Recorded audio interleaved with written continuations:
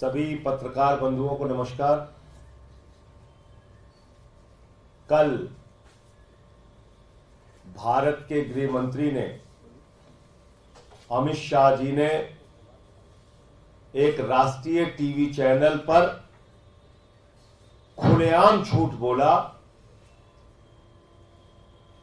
खुलेआम देश की जनता को गुमराह किया और भारतीय जनता पार्टी की रिश्वतखोरी को, उनके ऊपर लगे आरोप को, उनके ऊपर लगे गुनाह को छिपाने का प्रयास किया। जिस बात के प्रामाणिक तथ्य है, जिस बात की मनी ट्रेल है, जिस बात के सबूत पूरे देश और दुनिया के सामने आ गए हैं, उस बात को गृह मंत्री जी ने कल एक राष्ट्रीय टीवी चैनल पर नकारने का और तथ्यों को झुठलाने का काम किया। और मैं बिंदुवार करके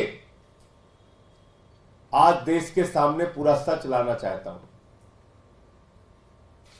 वो सच क्या है?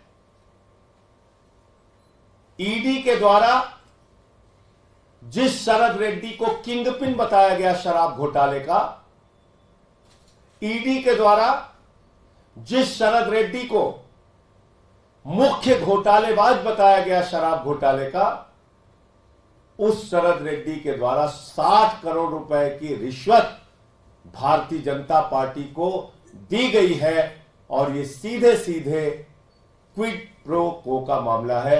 उससे रिश्वत ली गई और उसको बचाया गया। कार्रवाई होनी चाहिए भारतीय जनता पार्टी के नेताओं के ऊपर, कार्रवाई होनी चाहिए बीजेपी के नेताओं के ऊपर, गिरफ्तारी उनकी होनी चाहिए। लेकिन गिरफ्तारी हो रही है अरविंद केजरीवाल की, मनीष सिसोदिया की। मुझे पकड़ के 6 महीने जेल में डाला, एक झूठा, एक बेबुनियाद केस। 500 रेड मारी गई ईडी के द्वारा और उसमें एक भी रुपए की बरामदगी न अरविंद केजरीवाल जी के घर, न मनीष सिसोदिया जी के घर। मैं अपने केस के बारे में बोल नहीं सकता। कोई संपत्ति नहीं मिली, कोई पैसा नहीं मिला, बावजूद इसके अरविंद केजरीवाल जी गिरफ्तार हो जाते हैं, मनीष सिसोदिया गिरफ्तार हो जाते हैं। सारी कार्रवाई आम आदमी पार्टी के नेताओं पर चलती है।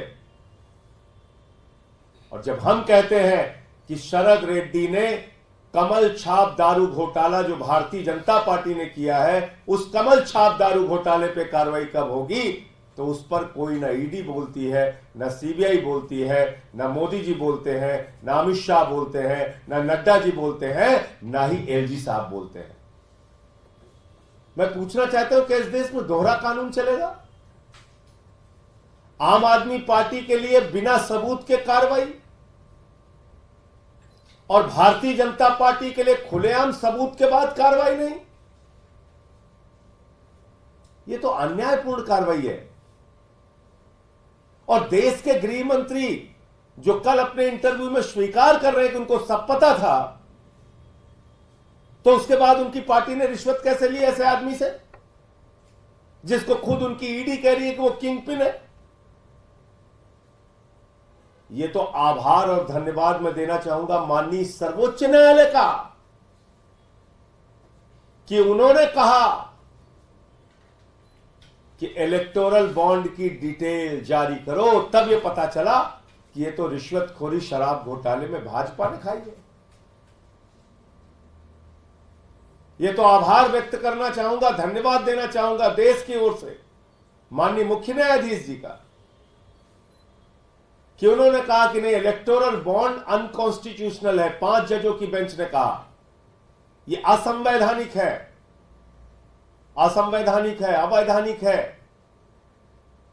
इलीगल है, इसको जारी करो। और उसको खुलेआम प्रधानमंत्री जी भी डिफेंड कर रहे हैं और अमित शाह भी डिफेंड कर रहे हैं। रिश्वतखोरी के पक्ष में मजबूती से खड़े हुए। अब मैं आपको बिंदुवार करके बताता हूं। ये जो शरद चंद्र रेड्डी है, इसने जब इसको दिल्ली में ठेका मिला, उसके बाद नवंबर 2021 से लेके जुलाई 2022 के बीच में इसने 5 जनवरी को 3 करोड़ चंदा बीजेपी को दिया, 12 जनवरी को 3 करोड़ चंदा बीजेपी को दिया, 2 जुलाई को 1.5 करोड़ रुपए चंदा बीजेपी को दिया, 12 जुलाई को 1.5 करोड़ रुपए चंदा बीजेपी को दिया। ये कब दिया? जब उसका ठेका यहां पे चल रहा था तो भारतीय जनता पार्टी को रिश्वत खिला रहा था वो उस समय। ये उसकी तारीख हो गई। अब आ जाइए 9 नवंबर 2022 को उसको जब छापे हुए उसके घर पे, तो उसने कहा कि उसने किसी को रिश्वत नहीं दी है। ये उसका स्टेटमेंट है। 9 नवंबर 2022 को शरद रेड्डी कहता है उसने किसी को रिश्वत नहीं दी। 10 नवंबर 2022 को शरद रेड्डी अरेस्ट हो जाता है। 15 नवंबर 2022 को फिर 5 करोड़ रुपए चंदा बीजेपी को देता है।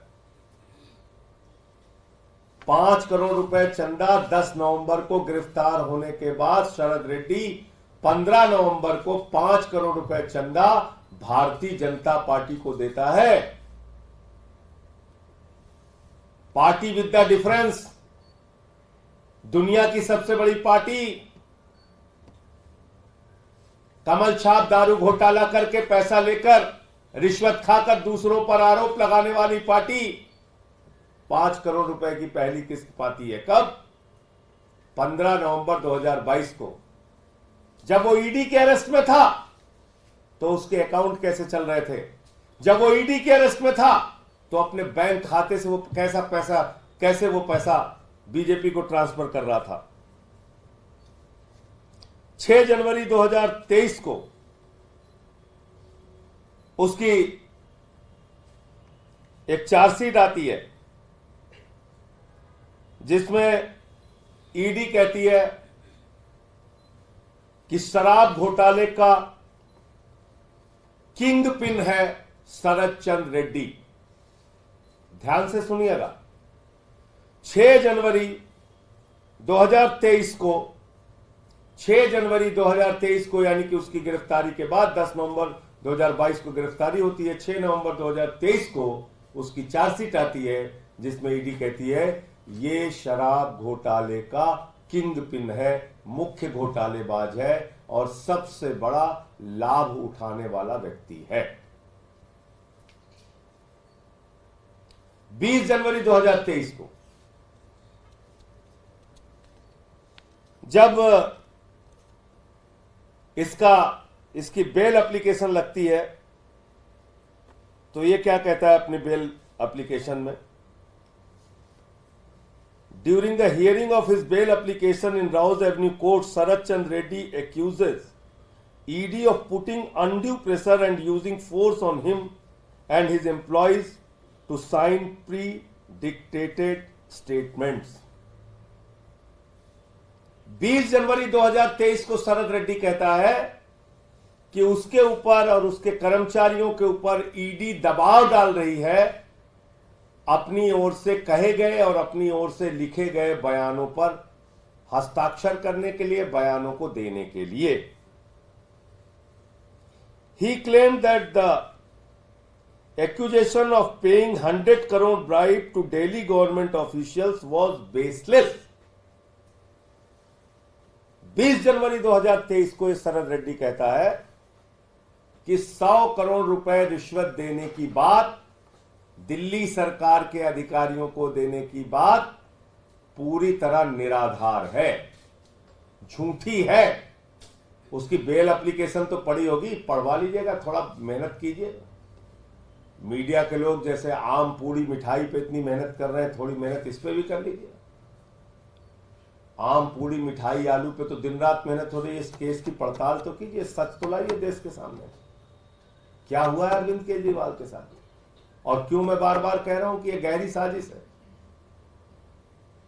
और कल गृह मंत्री के बोलने के बाद तो पूरे देश को यह जानना जरूरी है। आगे पढ़ रहा हूं। 26 अप्रैल 2023 जब शरद चंद्र रेड्डी को 6 महीने हो जाते हैं, तब वो अचानक पलटी मारता है और 26 अप्रैल 2023 को वो बयान देता है कि 100 करोड़ रुपए की रिश्वत का कुछ हिस्सा, जिस बात को 20 जनवरी 2023 को इनकार कर रहा है, 26 अप्रैल 2023 को कह रहा है 100 करोड़ रुपए का रिश्वत का कुछ हिस्सा देने के लिए मैं एग्री किया था, मैंने सहमति दी थी। और इस बीच क्या होता है कि उसकी बेल जो है वो 20 जनवरी 2023 को रिजेक्ट हो जाती है ईडी के विरोध के बाद। जब वो मना करता है कि उसने कोई रिश्वत नहीं दी, तो ईडी उसके बेल का विरोध कर, क्या आपने पैसा लिया है? मध्य प्रदेश यूनिट या बंगाल यूनिट या तमिलनाडु यूनिट, किस यूनिट को पैसा मिला? ये तो जांच शुरू करोगे तब पता चलेगा ना, कैसे कैसे पैसा लिया, कहां से रूट होके आया। और आपको यह पता है कि मध्य प्रदेश यूनिट को मिला, इसका मतलब आपको पता था 55 करोड़ रुपए की रिश्वत आ रही। एक पार्टी को 55 करोड़ रुपए मिल गए, उसको पता ही नहीं चला। ऐसा रुपया बह रहा है पानी की तरह, और उसके खाते नहीं सीज हुए, उसकी प्रॉपर्टी अटैच नहीं हुई, उसको पार्डन मिल जाता है, कोर्ट से माफी मिल जाती है। तो ये तथाकथित शराब घोटाला पूरी तरीके से खुली किताब की तरह अब देश के सामने आ गया है। शराब घोटाला जो हुआ है वो कमल छाप दारू घोटाला है, और ये कमल छाप दारू घोटाला देश और दुनिया की सबसे बड़ी पार्टी, सर से लेकर पांव तक भारतीय जनता पार्टी शराब घोटाले में डूबी हुई है। और उसके सारे प्रमाण और तथ्य मैंने तारीख वार एक एक डेट करके आपको बता दी। और मैं उम्मीद करता हूं कि आम, आलू, पूड़ी, केला इससे बाहर निकलकर अब कम से कम ये सत्य भी देश के चौथे स्तंभ को दुनिया के सामने, देश के सामने रखना चाहिए। मुझे इतनी बात कहनी थी। आपका कोई प्रश्न हो आप पूछ सकते हैं। संजय जी, एक मैं चाहता था थोड़ा सा सुन लीजिए गृह मंत्री जी को। है कि क्या ऐसा प्रेशर बना कि वो अप्रूवल बन गए, उसका सारी फंडिंग केवल बीजेपी को की? फंडिंग का इससे कोई लेन देन नहीं है। ये बॉन्ड उनके मध्य प्रदेश यूनिट ने, मेरे पास जो primary information Madhya Pradesh unit ने लिए हैं और रूटीन में भी ऑन द कॉन्ट्ररी होना चाहिए। केस होने के बाद उनको नहीं देना चाहिए। उनको रिप्रीव मिल गई ना, उनको एक तरीके से बच गए वो, कि एक तरीके से डील हो गई। क्या डील हो गई? अप्रूवल बन गए। अप्रूवल बनने से तो गुनाह कबूल करना पड़ता है राहुल। कानून का स्टेटस आपको मालूम है। पहले जेल में थे, अब छूट गए। पहले छूट गए थे, बाद में अप्रूवल बने। डील हुई ना, इसलिए छूट नहीं, डील नहीं हुई है, पहले छूट गए थे वो तो। कब के? इसके 6 महीने बाद अप्रूवल बने सारे। पहली बात तो ये झूठ बोल रहे हैं, 6 महीने बाद अप्रूवल नहीं बने।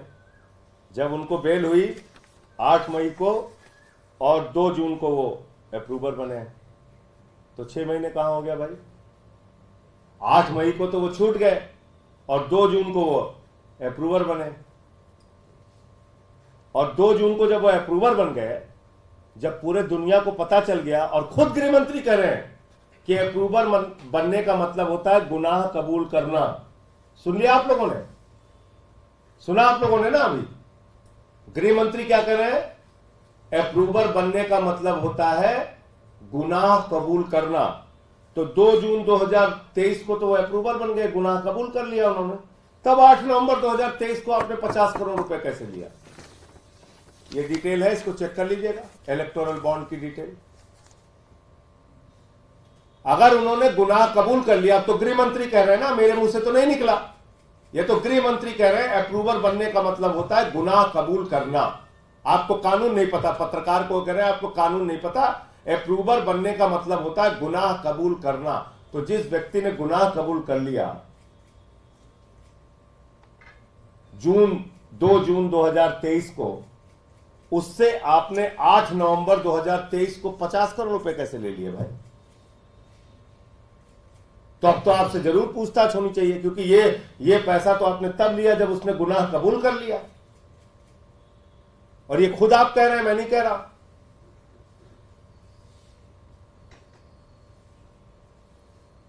शाम को 6:30 बजे 21 मार्च को जैसे ही इलेक्टोरल बॉन्ड की डिटेल देश और दुनिया के सामने आई, जैसे ही ये पता चला कि दरअसल कमल छाप दारू घोटाला तो भाजपाइयों ने किया है, 6:30 बजे ये जानकारी आई और 7:14 पे ईडी पहुंच जाती है अरविंद केजरीवाल जी के घर।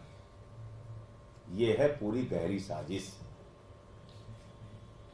ये मैं आपको बताने की कोशिश कर रहा हूं कि जैसे ही शराब घोटाले का खुलासा होता है कि शराब घोटाला दरअसल भाजपा ने किया है, शाम को 6:30 बजे पता चलता है, 7:14 पे तुरंत ईडी पहुंच जाती है अरविंद केजरीवाल जी के घर और उसके बाद उनको गिरफ्तार कर लिया गया। जी, आपका प्रश्न था। सर, मैं ये कह रहा था कि शरद चंद्र रेड्डी का मामला आप लोग बार बार उठा रहे हैं, कई बार प्रेस कॉन्फ्रेंस में ये कहा है, डिटेल्स बता रहे हैं कि जो भी ट्रांजैक्शन हुआ है, बीजेपी को जो पैसा दिया गया है, कोर्ट में भी अरविंद जी ने ये बात कही है। इसका वे आउट क्या है इस पूरे मामले में? आप लोग इसका वे आउट सीधे सीधे ये है कि जांच एजेंसियों को देश की जनता से तनख्वाह मिलती है।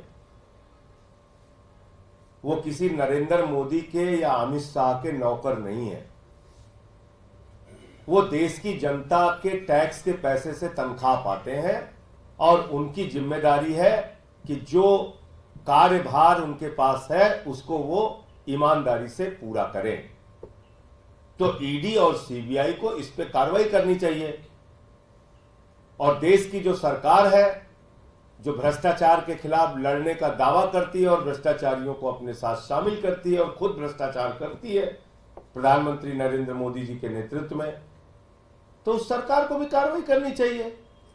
एलजी साहब रोज बोलते हैं, एलजी साहब को भी चिट्ठी लिखनी चाहिए इस पे ईडी सीबीआई की जांच हो। आखिर एक पार्टी को मनी ट्रेल मिल गया, खुलेआम रिश्वत उसको मिली है, 60 करोड़ रुपए की रिश्वत उसने शरद चंद्र रेड्डी से ली है, उनके किसी नेता से अब तक पूछताछ नहीं हुई, उनके खिलाफ कोई एफआईआर अब तक नहीं हुई। तो इसमें वे आउट क्या है? इसमें तो सीधे सीधे ईडी सीबीआई को कार्रवाई करनी चाहिए। एक केस में जहां आपको कुछ नहीं मिला, वहां हमारे मुख्यमंत्री, उप मुख्यमंत्री, सबको आपने अंदर कर दिया, और एक केस में जहां सीधा प्रमाण है वहां आप गजनी मोड में हैं। आप कह रहे हैं हम तो भूल गए सब कुछ। तो ये कैसे चलेगा? और आपका कोई प्रश्न? अब एक प्रश्न जो कल का मैंने बताया था, फिर आपको दोहरा दे रहा हूं।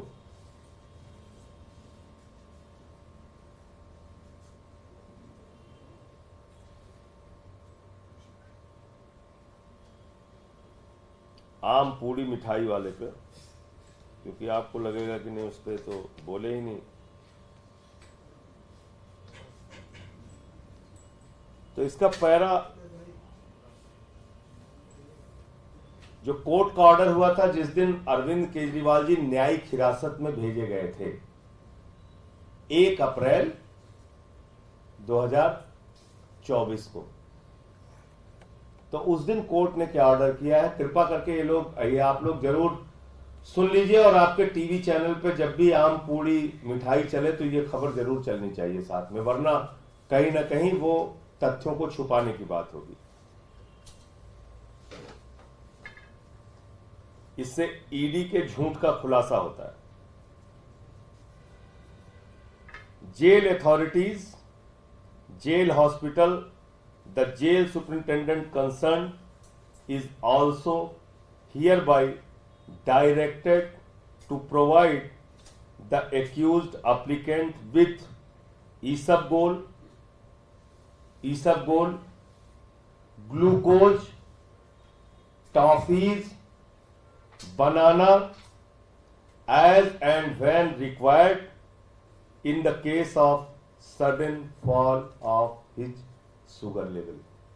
ये कोर्ट के ऑर्डर में है। मैं हैरान हूं कि आप लोगों ने दिखाया क्यों नहीं अब तक। इसलिए तो कोर्ट के ऑर्डर में लिखा हुआ है कि उनको ग्लूकोज,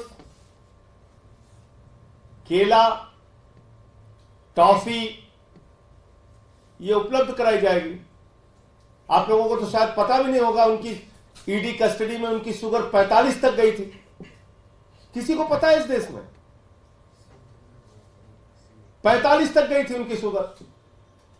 देश के जितने पत्रकार अरविंद केजरीवाल को जानते हैं, वो जानते हैं कि वो इंसुलिन आज से नहीं 20 साल से ले रहे हैं। पिछले 30 साल से वो शुगर के मरीज है। ये सच आखिर क्यों छिपाया जा रहा है? इसीलिए हम बार बार कह रहे हैं कि एक गहरी साजिश है अरविंद केजरीवाल के खिलाफ, केंद्र की सरकार के द्वारा, प्रधानमंत्री नरेंद्र मोदी जी की सरकार के द्वारा उनको जान से मारने की यह साजिश है। इंसुलिन न देना अपने आप में ऐसी आपराधिक कार्रवाई है जो कि जानलेवा है, जो किसी का जीवन ले सकती है। क्योंकि आप सब जानते हैं, अगर कोई शुगर का मरीज है, उसको इंसुलिन ठीक से नहीं मिली या उसका शुगर डाउन हुआ, तत्काल उसको कुछ भी ग्लूकोज खाने के लिए नहीं मिला, मीठा खाने के लिए नहीं मिला, तो उसके साथ कोई भी घटना हो सकती है। यह आप सब लोग जानते हैं। और इसीलिए कोर्ट ने ऑर्डर किया कि उनको ग्लूकोज, उनको टॉफी, उनको केला उपलब्ध कराया जाएगा। और 48 मील में से एक आलू पूड़ी चली गई प्रसाद के रूप में। आलू पूड़ी, आलू पूड़ी, आलू पूड़ी चल रहा है।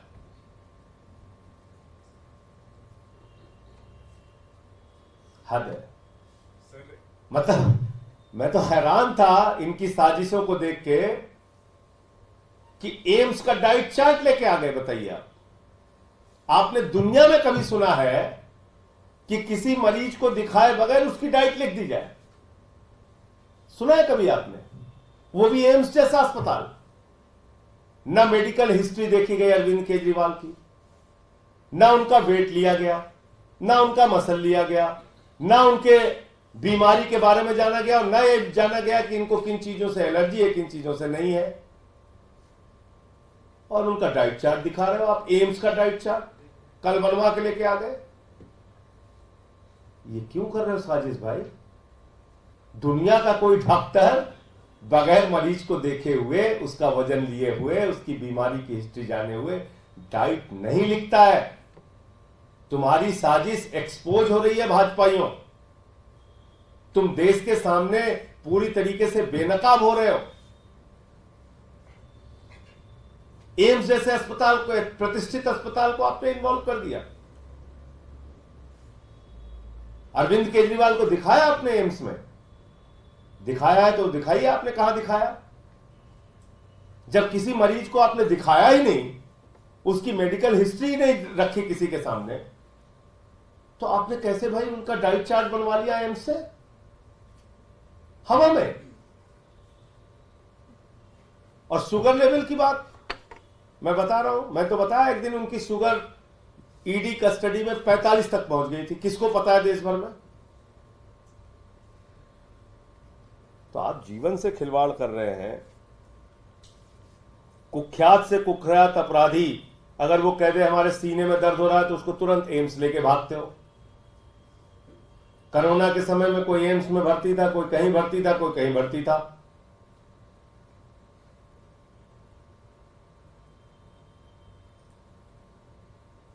मैं आपको शुगर लेवल बताता हूं अरविंद केजरीवाल का।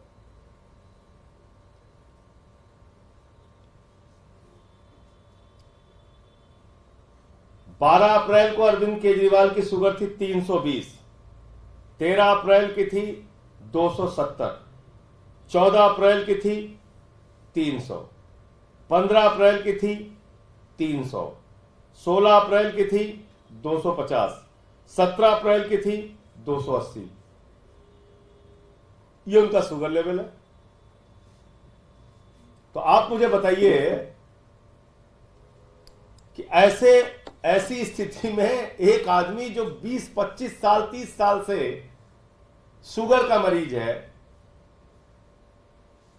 जिसको इंसुलिन लेनी पड़ती है, 54 यूनिट इंसुलिन लेनी पड़ती थी 24 घंटे में, उसको आप इंसुलिन नहीं दे रहे। तो मुझे ये बात कहनी थी। सर, जेल प्रशासन के थ्रू जो जानकारी मिली है और कोर्ट में ईडी के द्वारा जो दस्तावेज दिया गया है, उसमें जो रीडिंग है शुगर की और आप लोग जो बता रहे हैं, इन दोनों में बहुत अंतर है। कोर्ट के द्वारा, ईडी के द्वारा जो दिया गया है, उसमें मैक्सिमम एक बार 280 है और आप लोग 300 से ऊपर कई बार बता रहे हैं। ये डेटा कहां से आया? आपको पता है कि अरविंद केजरीवाल के पास ग्लूकोमीटर है, मेरे पास भी था, कोर्ट ने परमिशन दिया था, और उस ग्लूकोमीटर से किसी भी समय आप शुगर चेक कर सकते हैं। सो के उठने से लेकर रात के सोने तक तुरंत आपको रीडिंग बताएगा, पूरी हिस्ट्री उसकी आपको मिल जाएगी। इसलिए जो हम आपके सामने पढ़ रहे हैं वो 100% सही है। और बताइए आप। सर, आज कोर्ट में सीबीआई ने ये कहा कि Manish Sisodia is the king pin, उस पर क्या कहें? देखिए, अब किसी के कहने के पीछे कोई तथ्य होना चाहिए ना, कोई सबूत होना चाहिए, कोई आधार होना चाहिए। हवाई बातें, अरे साहब इनको इतनी रिश्वत दी, इन्होंने गोवा में खर्चा कर दिया चुनाव में, तो चलिए हम 10 स्टेटमेंट दिलवा दे रहे हैं। सब कहेंगे 5 करोड़ रुपए हमने अमित शाह को दिया, 10 करोड़ नड्डा जी को दिया, 20 करोड़ रुपए नरेंद्र मोदी जी को दिया, 100 करोड़ रुपए इनकी बॉम्बे यूनिट को दिया, 50 करोड़ रुपए इनके मध्य प्रदेश यूनिट को दिया, और इन लोगों ने खर्चा कर दिया चुनाव में। न सिर है न पैर है आपकी जांच का। लोगों के स्टेटमेंट ले लेके, दबाव बना बना के स्टेटमेंट ले लेके, वही आदमी कोर्ट में कह रहा है हम पे दबाव बनाया जा रहा है, फिर वही आदमी आपके दबाव में बयान दे रहा है, फिर उसी बयान के आधार पे ना आपको कोई तथ्य मिल रहा है, ना प्रमाण मिल रहा है, ना 1 रुपए की बरामदगी हो रही है, ना कोई संपत्ति मिल रही है, उठा के आपने पकड़ के जेल में डाल दिया। और हमको क्या कहा था, वो तो किंग पिन है। आप बोलिए, मैं नहीं बोलूंगा, मुझे मना किया कोर्ट ने। आप बताइए मुझे क्या बोला था, पढ़ लीजिएगा कि मुझे भी क्या बोला था। मुझे तो रोका हुआ है कोर्ट ने, इसलिए मैं नहीं बोल सकता। तो इसलिए ये किसको क्या बोल दे और बाद में उससे संबंधित कोई प्रमाण नहीं दे पाते। सर, एक सवाल जो प्रथम चरण का चुनाव हुआ है उसको लेके है कि वोटिंग परसेंटेज कम हुआ है, उसको किस हिसाब से? नहीं, कुछ स्टेट में बहुत ज्यादा हुई है वोटिंग परसेंटेज, तमिलनाडु में ज्यादा हुई है, बंगाल में भी अच्छी वोटिंग परसेंटेज है। तो अब मुझे तो लग रहा है जहां इन लोगों का गढ़ तथाकथित अपने आप को कहते हैं, वही वोटिंग परसेंटेज डाउन हुई है, वहां के वोटर्स में उत्साह कम दिखा है। तो ये किस ओर परिणाम संकेत दे रहे हैं आप समझ सकते हैं। और इसमें मुझे लगता है कि कल जो हुआ है पहला चरण, उसमें इंडिया गठबंधन की एक तरफा जीत होगी जब परिणाम आएगा, एक तरफा।